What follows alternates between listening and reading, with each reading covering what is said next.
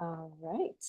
We're going to go ahead for the sake of time and get started. I can catch Judy up with announcements after if I need to. So, first of all, welcome everybody. It's good to see you all.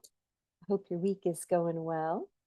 It's like should be about Thursday already, and it's only Tuesday, but that's just me. Lots to do. We have several announcements this evening. The first, have the instructor availability forms already been sent out for the fall? Have you all seen those? No. Okay. Well, they should be coming out soon. And they're asking, they should be coming up really soon. They're asking that you get them returned by June the 1st so they can start planning for the fall. Oh, it says Hallie will send the forms out next week. So be sure you get them back pretty quick. They're trying to plan. So I don't know how much you all have heard about the St. James School project, but they're pretty certain that's going to happen. So they're trying to figure out staffing for that as well as here in the building. So anybody who has completed writing training already, they're asking to take an hour to reread that manual before the summer. We have several writing students who are going to be starting this summer. And the writing manual has been updated with several significant updates. So please take a look at that. The first Tuesday meeting, I think of June, will be focused on writing. So for anybody who's been trained in writing, that meeting will be focused on for instructors who have been. And if you haven't been trained, there will be a separate meeting and meeting topic. And that's going to be determined. Does that make sense? I feel like okay. That was a lot. Reminder that we're closed on Monday and it is a paid holiday. So happy Memorial Day. The summer schedule officially starts on June 1st. If you haven't shifted to your summer schedule next week, you will on June 1st. So be aware of that. And reminder, those of you who've worked here previously, parking gets crazy in the summer because we're so close to Lakeside. People park all over to get to Lakeside for swimming as well as meets. So just be aware that once it opens this weekend, parking can get a little challenging. So give yourself extra time. Maybe take a little time to scope out some other parking locations too. Last announcement, the meeting rooms, so the blue room, sometimes the green room, are available for you all to do mentor meetings as long as there aren't other meetings scheduled in there. We realize you all don't have access to that schedule, so you wouldn't know. But we do have a calendar that we use to schedule those rooms. If you need space, please see Diane, check in the office. They can tell you if the room is available or not. And that way we can all have good meeting space. If you have a meeting that's taking place before, I think, 2 o'clock in the afternoon, an alternate spot to use is also the workshop room. So you're welcome to use that as long as Sean's not back there.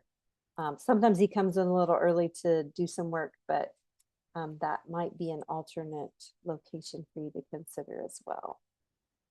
All right, welcome, Judy. I will get you the announcements after the meeting, so okay. Make sure you get to see all of those. All right, so tonight we are going to follow up. You all had the opportunity to read through the manual and ask questions about what you read, and tonight we're just going to kind of go through some of those and answer them as a group. I thought that might be the best way to get input and different perspectives as well as answer the questions. So I'm going to shoot with the first one. I'm going to throw it out to the group. If you have a suggestion that you have found works, please let us know, and we'll discuss further. The first question was how to help students who are struggling with following steps.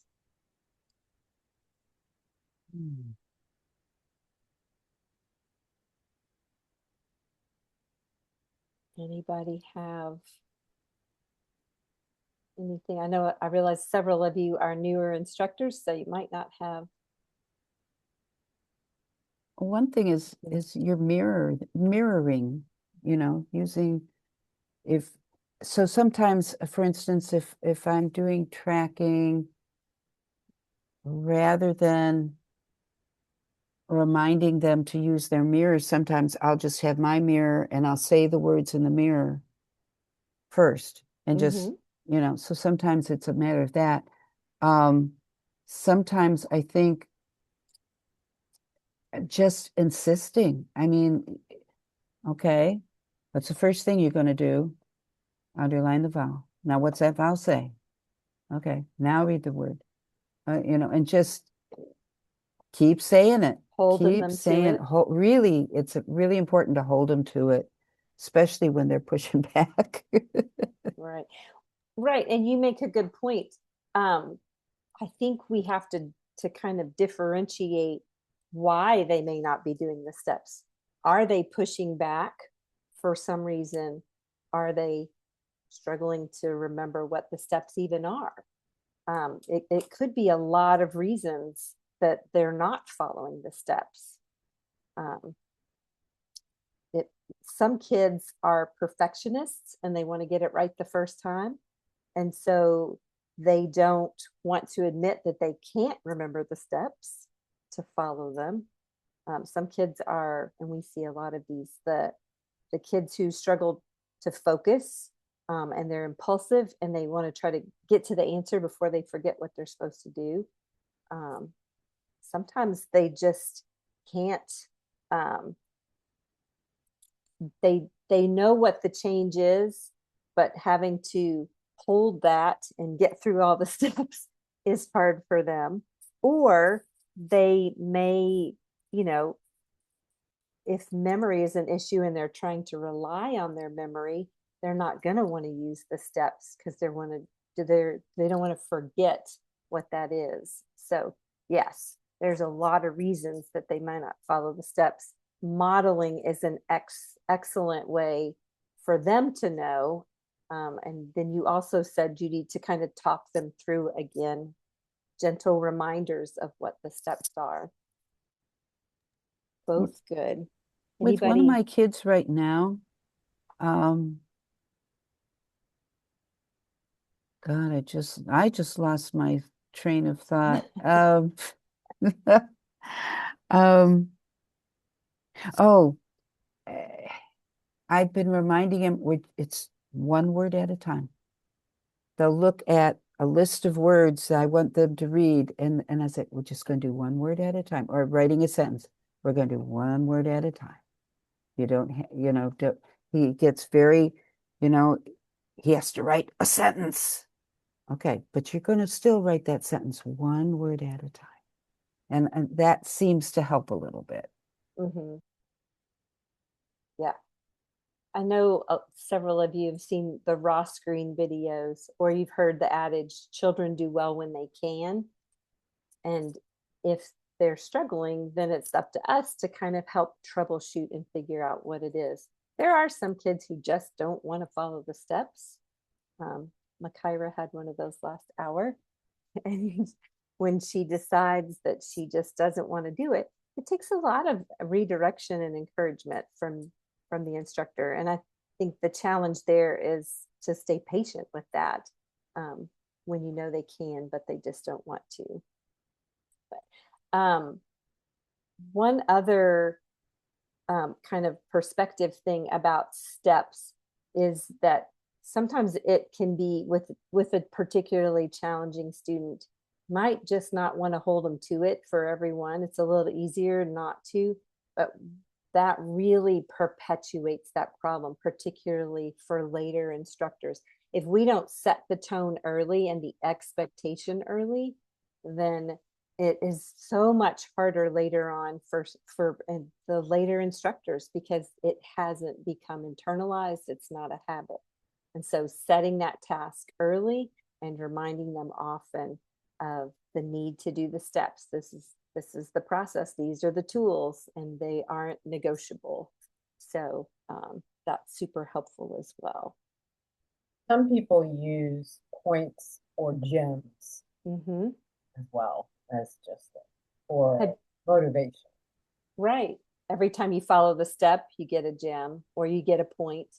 Every time you skip one, the instructor gets one. That works really well for the competitive kids. That's a good one. Yes, I've been working with this little boy for a month now, and he's recently shown some pushback, especially towards the steps. And I've been using the gyms, and today I mentioned it to Paul, and he was like, "Yeah, he likes basketball. Like, try to connect with him on that." And I was thinking, well, basketball is a team sport, right? And so I've been doing the gyms, and I was given these little like characters. Like one of them's like a little Pikachu and an otter. And so I gave the little boy um the Pikachu and I said, "All right, he's on your team. So it's you two against me."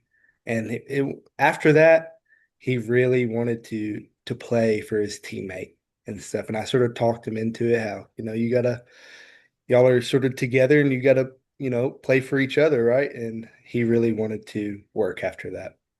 Wow, that was a great way to take something that he loved and work it into to help encourage him. That was a great example of that. Um, one other one other suggestion for that too, and I know you've all seen them, are the cards that have like if you're doing tracking, you can put the card out too. So it takes away that onus of having to remember the steps. They can just look at the card if they need a reminder. But you can review and set the task for any activity. If you're going to read, tell me what your steps are when you're reading a new word. Underline the vowel, say the sound, etc. You can do that kind of that gentle reminder before each activity to help them anchor that as well. So, all right. Any other ideas or comments about that one? I know that can be a big portion of a session. So, all right. The next question was, what else can I try to motivate students when stickers and points, etc., stop working? Anybody want to share something I think Scrib just shared something. He found a way to incorporate a student's interest in basketball into his session and his points, and that worked really well. Becky, Judy, any of you all? LS permission. LS permission. Yeah, I thought we weren't supposed to play games unless, unless the student really needed it. I think all of that came out of there were people that were using games, but not necessarily doing enough practice with them, or not, maybe not even playing games that directly practiced any of the skills. Like they would play the brain break games would take too long. And that kind of grew out of that. There are students who are going to need games to participate. Absolutely. And we know that. And you can use your best judgment on that. If you think that's something that a student would benefit from, run it past the LS. But honestly, if I'm your LS and you think a game is going to help and you can keep the rolling and the game management to a minimum and the practice to a maximum, I am totally fine with that. And I think the other LSs are as well. The goal is to get that student engaged and to get them to practice. So if you need to play a game to practice reading and spelling, which a lot of kids kind of need that motivation, it's a little tedious for them. Do it. If you don't need it, I wouldn't put a game out there if a student didn't need it, because you're always going to get through a little more if you don't play a game. But if that student needs it to be successful in a session, you can use it. Yes, Judy. Not really a game, but dice are magic. I have a 20-sided die, and gosh, that thing has been so good to have. Because most of our pages of reading sentences are like 20 sentences long, and just throw the die. That's the sentence we're going to read, or that's the sentence we're going to write. And just that little bit, it's not taking any extra time. And I have found having that is just really helpful and cutting through, oh, well, how about this? Which one's the shortest? Which was, or whatever. Throw the die. That's the one we're going to do. And it works. So it's a real easy, very quick thing to do for figuring out, particularly with sentences for reading or spelling. Yeah, and it feels like a game because you're rolling a dice, but you're really not. I can tell you a game I played today with a young one when we were doing, he's only up to F and V. And I turned over the cards and had him turn over one card, and I got to ask him some questions about that card. What's the label, quiet or noisy, whatever. And then he gets that point, and then it's my turn, and I turn over the card. And I usually make a mistake. And they say, no. I'm like, oh, no, you got the point. Oh. And they end up with all the points, and they're so excited, and they do the review. That's a gamify thing. Great ideas. Anybody else?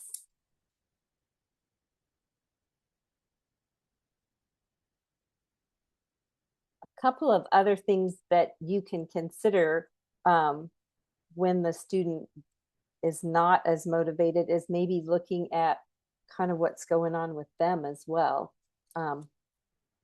Great to think about ways to engage them, but is the thinking through of the activities making them tired? Maybe they need some brain breaks. That might be a consideration. Are they clear on their goals? Do they know why they're here?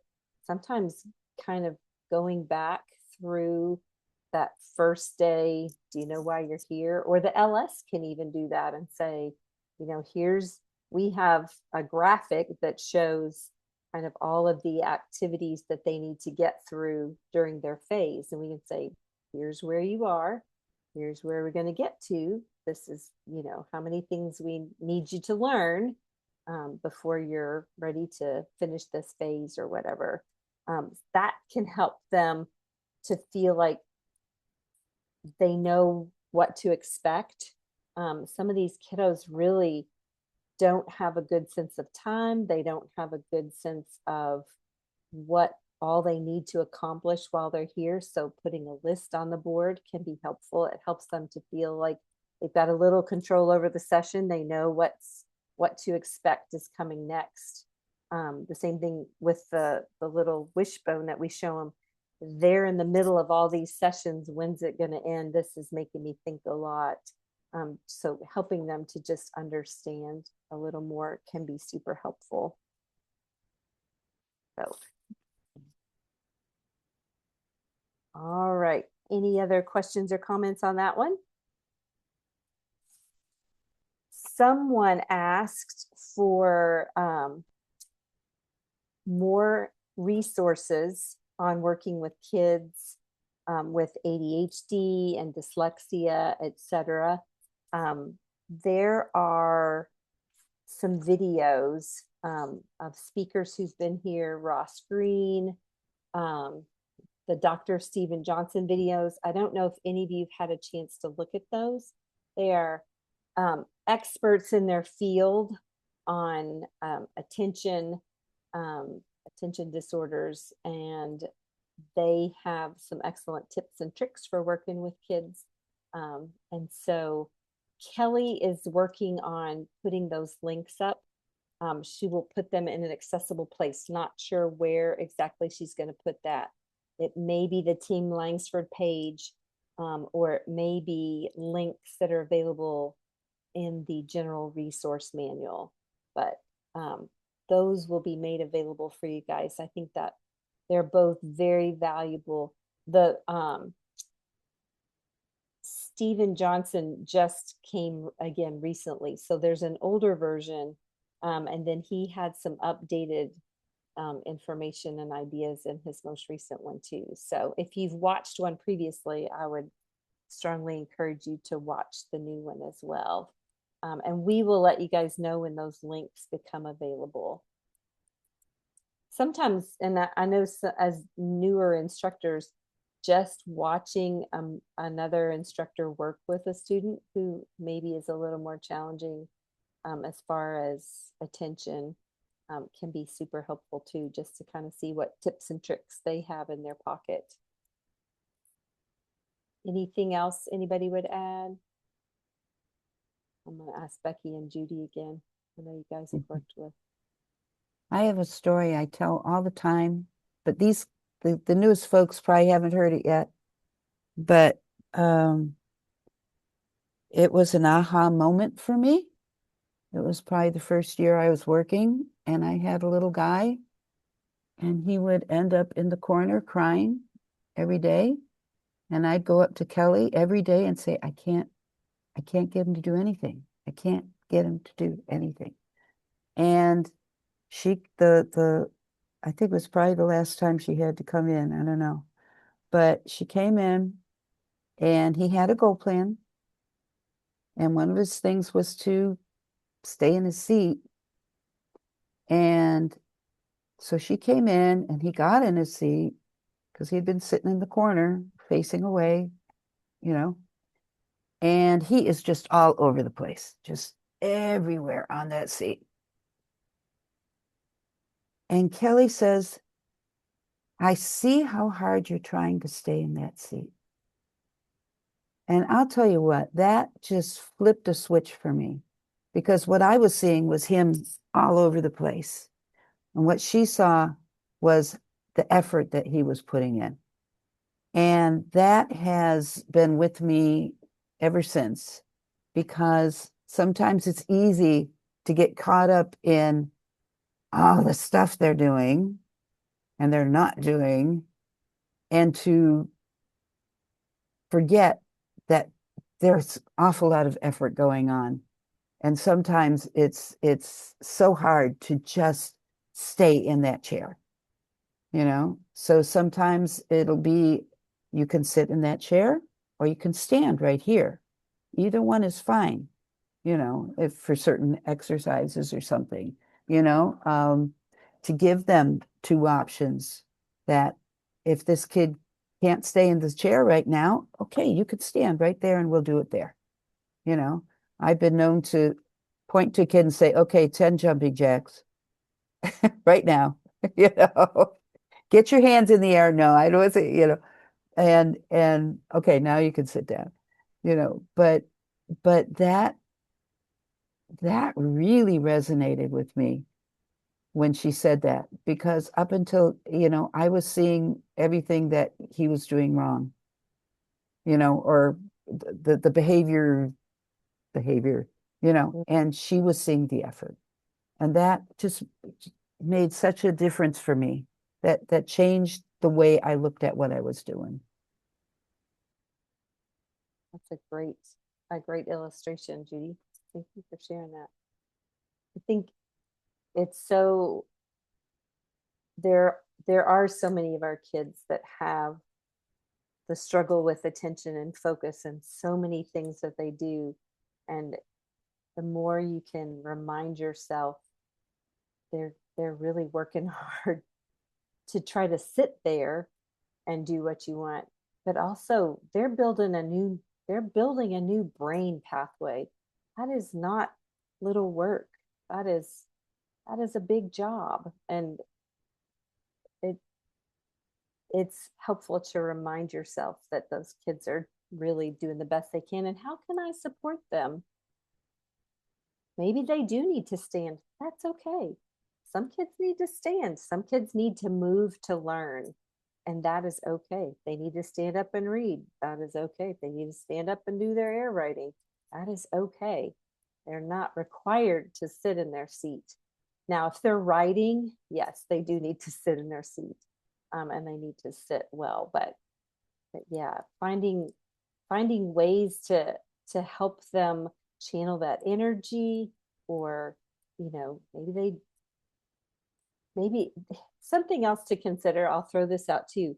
If you've got a student that's wobbling all over their seat, look to see if their feet can touch the floor, because when your feet can't touch the floor, your body is not stabilized and it's going to move all over the place. It maybe you need to get a kikaroo chair so their feet can touch. Maybe you need the riser. Maybe you just need something to help, although the riser is going to be the same as the floor, but a stool on the riser or something. But just make sure those feet can sit firmly on something, because you don't have any core control. And again, for writing as well, if you don't have your core stabilized, and that is with your feet on the floor, then it's harder to sit, it's harder to write, it's harder to do a lot of those tasks that we require. So something to just keep in mind when you're looking at the best way to support that child. Yes, Judy. One other thing, I've only used it a couple times. I got one of these exercise Yes. stretch things. And, for the kids who need a fidget type thing or something, but this is to put on the chair legs, because sometimes just being able to Push do their against it. feet against something helps. And I just keep it in my box. I've used it maybe twice. It's not something I've had to use much, or I've tried to use much, but um, I, I saw it on a Instagram thing or something. I don't know. And for some kids, that's being able to hit their feet against something like that is also helpful.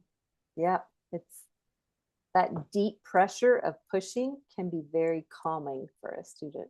So if you find you need one of those, we can order some more, I'm sure. So did you pick that up somewhere, Judy, or did you order it, or did you I find it had them here? at home. I had them at Okay. home. Yeah, that we can get some of that TheraBand. All right, great idea. All right, next question. How, when working with the PA students, how to convince them of the importance of looking at their mouth? So we kind of touched on that earlier when we were talking about following steps. But I'm going to throw one out before y'all even get started. This is another example of one of those first day, first person, when you introduce it, set the climate, let them know that it's super important, and then set the expectation that you need them to do that every time.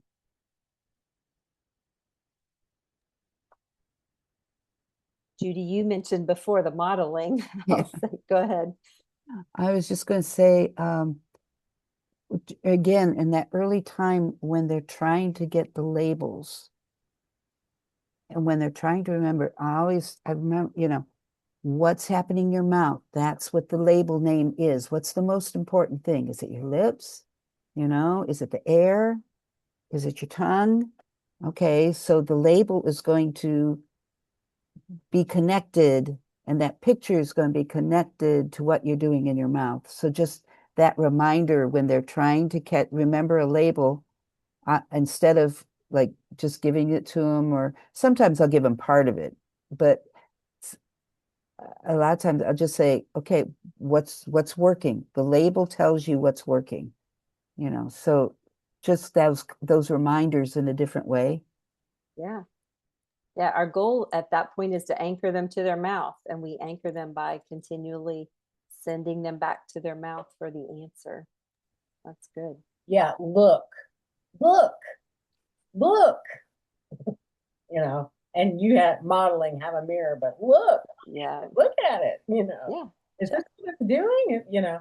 And sometimes like I have them put their finger in their mouth for certain sounds like the k and g, because they can actually feel the back of your tongue coming up and reaching up because some of them can't feel it. Right. Yeah. Really good. Bring their awareness.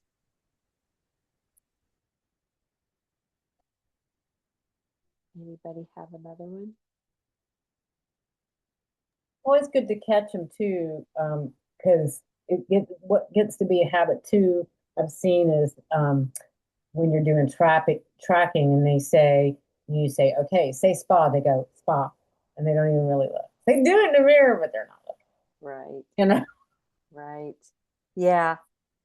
And that happens a lot. They kind of get in the habit of the mirror, but they're not really using the mirror. Mm-hmm. Exactly. Yeah. We want to use our encouraging language and say, hey, let's try that again. Yeah. Let's pay attention in your mirror to what your mouth just did. Right. Or good use of your mirror when you see them actually Yes. looking in their mirror. Wow. Yeah, I can see that you did. Touch them and reinforce it. Absolutely. Yeah, that's all. One other thing we were talking about earlier in the LS meeting was um, some kids, I think it just feels really awkward for them to do it. And that can be, I mean, when it feels like it's weird, then you're probably not as motivated to do it. But, we can use our language to encourage them. And, it feels weird to everybody at first, but it really does help you to see what your mouth is doing as you feel what your mouth is doing to help you get to the answer. So I think that's helpful as well. I will say I recently had a student who was on the autism spectrum and really couldn't look in that mirror. It just wasn't something they could do, and so we just nixed the mirror for that. But that was a specific instance with a student, and so be aware if you do have a student who is on the spectrum that could be an issue, and if so, that's something to talk through with the LS. But most students are fine with that. Um, but there is no always and everybody rule that fits everyone. So, all right. The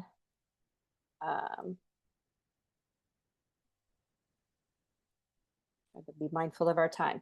The next area to look, we had questions in was talking about expectancies.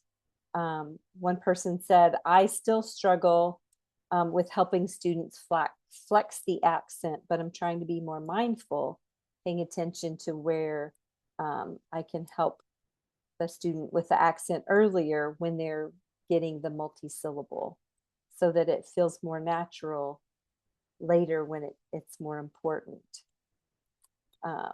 Anybody relate to that? Do you all find that teaching accent is a little more challenging?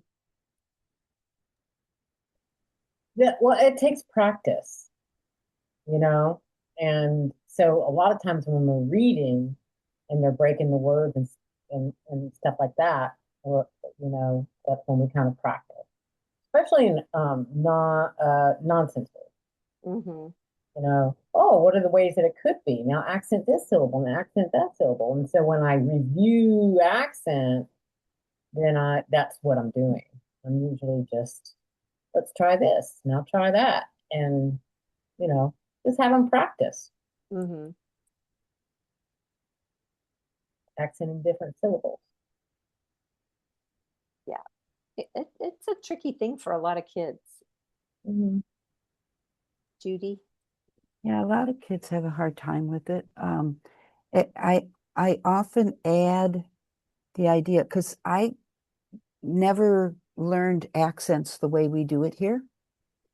Um, for me, it was always a beat, and maybe that's the music part of me, you Mhm. know. So I'll add that sometimes. I'll say, listen to where your voice goes up and stuff. But I'll say some people hear it more like a beat because that's how. But one of the things I started doing when I'm first introducing it, just to show the importance of what accent is, to try to describe what it is and why it's important, is I made up a sentence and I say to them, I went to the zoo and I saw a gorilla, an alligator, and a hippopotamus. And just to show this is why accent is important, because it's sort of hard to describe what the heck it is, you know? And so I just sort of use that sentence now just as I'm introducing the concept of an accent to show what it's about, why it's important. So That's really clever. I like that. Does anybody have any words that they always use when you're introducing accents? I use a lot of things like Kentucky, I use Kentucky. I use and I use certain animals like gorilla, elephant. I try to find one, giraffe. I try to find accents that are on different. So gorilla's in the middle, elephants at the front, giraffes at the back. So I do use Good. those. Um, if it's a holiday, I'll add things like that in there. Like sometimes I'll add things like Christmas and Halloween and, Thanksgiving, or things like that. But try to, sometimes they're named. hmm Yeah. Kyra, did you have any? Not really. I just try to do the different ways that are in the manual because for some kids, like the humming it with their mouth closed isn't really like they don't really understand that. But I find that the dog call one works pretty well Mhm. because almost everyone has pets. So that's normally the one that I use. And if the kid's having trouble, I just model it and I'm like, so what is this the word? And just say it really wrong. And normally they're able to start practicing that themselves and use it. Yeah, it is a rather an abstract concept for them, and those are good ways to teach it. I also don't get too bent out of shape if they just don't get it. It's one of those things that, we bring it up, but if if they are really not getting it, I don't keep pushing it too much. It's You're going to keep, I mean, as you're doing your tracking, right, you you're put going to keep do it. reviewing it. So, Yeah, yeah, I mean, it's an introduction on the yeah. first day. hmm So, yeah, spend a little time on it. If it's tricky, just keep revisiting it. Absolutely. They get used to put. I've had them before I even give a word, put down their felts and then put that middle syllable up. Like what? I give you a 5 syllable word. It's like, and that's why I like to practice also and ask those questions when I'm reading nonsense words with them, 3 syllables or whatever. Yes. And just practice or real ones, but just to practice what would it sound like with this syllable accented? What would it sound like with this syllable accented? And letting them know that the schwad syllables are never going to be the accented syllable. Right. Yeah, that's good. For the sake of time, I am going to skip on because there's a couple more that I think would be good for us to cover. Um, Someone asked if you're supposed to discover with the word list first when introducing a new expectancy, and then write on the cue sheet, or start with explaining the expectancy. And then if they are unaware, then work on the word list. Where should we start? Explaining the expectancy or discovering the expectancy? Yes, absolutely. The only time we do not discover first is when, Becky? I don't know. Inflectional ending packet. Okay. All right. Well, no, see, I wouldn't have come up with that, but yep, you're right. Yeah. We, when somebody tells you something, and you're just listening, I mean, that's kind of what happens in a classroom, right? It's one of the reasons a lot of our students struggle. They haven't connected it to anything meaningful. When we give them the words and we let them sort of discover the patterns for themselves, they see it, they've interacted with it. It's a lot more meaningful. They're going to remember it because they were working through the concept. So we always, always, always want to start with that discovery. You can use the word sheet for that. You can pull some words off of it, but we always want to start there rather than telling a student how a certain expectancy is going to work. What would you do in the instance of the kid just genuinely not being familiar with the expectancy and you still having to tell them when you get to the word because they have no idea? During introduction, Mm-hmm. I think you kind of guide them through that discovery. So as if they were working through it too. Well, let's look what, we're looking at, say we're looking at C train. Mm-hmm. And so if they are not able to read the word, we would read the word for them and have them notice what sound that C made in that word and then what letter came after it. So kind of a guided discovery through it. If they aren't able to just quickly get it on their own, then you go in and more narrowly ask questions to kind of help them discern what's going on there. Does that make sense? Yeah, I feel like this was my question. I'll just say Oh, it, but no, it's a great question. It actually is. Because that was my thing is I felt like I didn't want, well, not I didn't want to, but I wanted to make sure that just guiding them through it, because I've had some kids that they just genuinely don't know. And I find that guiding them through it can sometimes, for the kids, some kids like frustrate them. And I found some that if we tried to do word discovery and it was frustrating them or they just weren't getting it, even going super narrow, that writing it on the cue sheet with the rules explained and then being able to pull it out to reference it when we get to a word, in some cases worked easier. So Sure. they're like just for the kid, but I know that's not like standard, but Right. But you tried the discovery first. right. Yeah. We Yeah. always want to try to guide them through that discovery. Then if we need to illustrate it for them and then go back to discovery, you're still kind of helping. Okay, so here's your tool. Here's what you know now. Now Yeah. let's look again.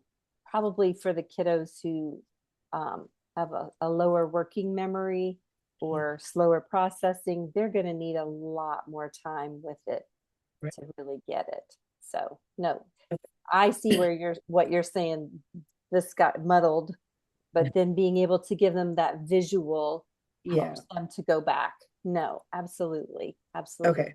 We just don't want, what we don't want is for you to say, This is how G works. This is how a G works. When Yeah. you see these letters after a G, it's going to say J. And when you Yeah. don't, So, and I'm sure that's not what you're doing. So I understand your question now. So, Okay. no, that's a really good question because sometimes some kids don't get it the first time. So you're right. And I think the C and the G train is really hard. Say that again. The C and the G train. You can look at word Yes. if you or the X or the magic E. Oh, they all have an E at the end. But Yeah. the C. Right. Right. Yeah. You're still helping them discover, but you're using those tools. You're bringing the tools in as needed. Right. So great. All right. Someone asked, when doing text fluency, is it okay to preview the text with the student? So going over words that might be tricky, reading for the first time, or review a section that was tricky or incorrect on the previous day. I would say if it's the first day, it would really depend on the student. I would rather the student go ahead and just try to read it. If you've got a student who maybe has low confidence and you want to help build a little confidence, I would check with the LS first, but giving them some of those words ahead of time can help with confidence so that they feel like they're ready to read that passage as well. Sometimes with a student who's on like day 2 or day 3 and there's a tricky passage, taking them to that passage first and saying, okay, we worked on this yesterday, let's get this passage, so then they can read on through it. That's totally fine. What we don't want to do is, I mean, if I'm going to cold read something, I'm probably going to make some mistakes too. You know what I mean? We all have errors the first time. So we don't want to use it as a way to kind of take away that opportunity to get the initial read and then how can I make that better? So, and then any other comments on that? I don't want to hurry through if anybody got a question. All right, one more. How best to handle students when they're self-evaluating in fluency, when they are either too hard on themselves or too easy on themselves? What do you do? Narrow the choices. That's a great one. Like, did you sometimes have rough spots or did you mostly read smooth? Yep, totally fine to narrow it down to 2. I think sometimes with the rubric, the kids, like if you just read the rubric to them, they're like, I don't know what that means, especially like phrasings. So Yes, like I'll model it. I'm like, okay, did it sound like this? Or did it sound like this? that's great. So they can hear an example of like what we're talking about. And I find that that helps a lot. Yeah, these are a lot of new terms and concepts for them to self-evaluate in fluency. That's a great way to help them with that. Anything else? Yeah. Narrow it down for them. Sometimes kids want to go all the way to 4s on the first read too. And again, you can say, you know, when I read the first time, I wouldn't get all 4s because I'm not familiar with that passage. So let's look at things that we can work on for the week. So, great. All right. Anybody have any other comments? Any other questions? Everybody ready for supper? All right. Well, thank you guys for a great discussion. I appreciate each one of you. I appreciate your time this evening. And I appreciate all that you do to help our students become confident readers. You guys are awesome. Have a good evening. All right. Bye. Thanks. Bye. Thank you. Yep.